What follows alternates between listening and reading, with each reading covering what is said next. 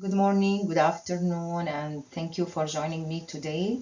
My name is Dr. Areej AL-HAMAD, Assistant Professor at Toronto Metropolitan University in Toronto, Canada, and I'll be sharing the finding my co-authors with me here on the screen, and I'll be sharing the findings of the study around health and psychosocial impact of homestay hosting, experiences of displaced Ukrainian women with their Canadian hosts in Toronto. This work basically explored how homestay arrangement where Canadian households open their homes to displaced Ukrainian women to share their physical, emotional, and psychosocial well-being during their early displacement and resettlement. Following the invasion of Ukraine, thousands of women arrived in Canada alone or with children, often carrying trauma, grief, and uncertainty while they leaving their male partner back in Ukraine.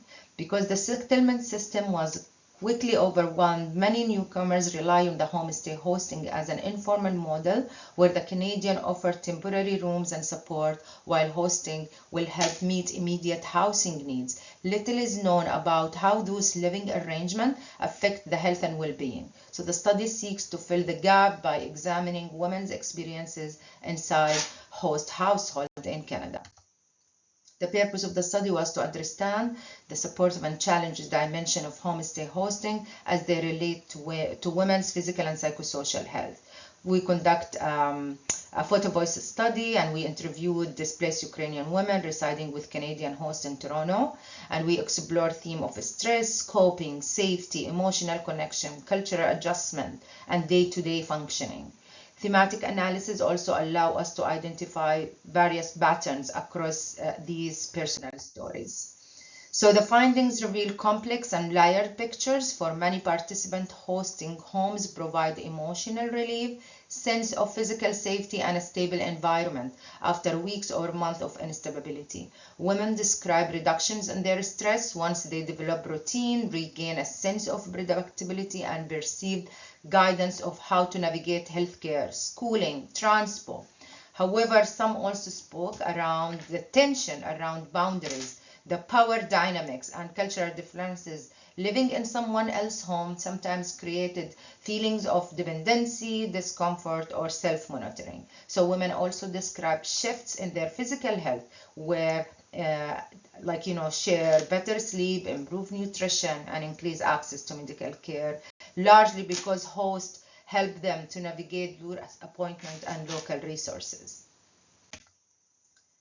Psychosocial themes was a major, including belonging and attachment, where many participants felt emotionally supported by their host, describing the relationship that become family-like. Others struggle with loneliness or cultural adjustment, even while living in a shared spaces. Women also spoke about their ongoing grief and trauma, and explaining that hosting environment, whether calm and supportive or tense and unfamiliar, deeply shaped their ability to cope. And it's importantly, hosting was not a one-directional way. Women contributed through household help, emotional companionship, and cultural exchange, highlighting the reciprocal nature of such hosting arrangements.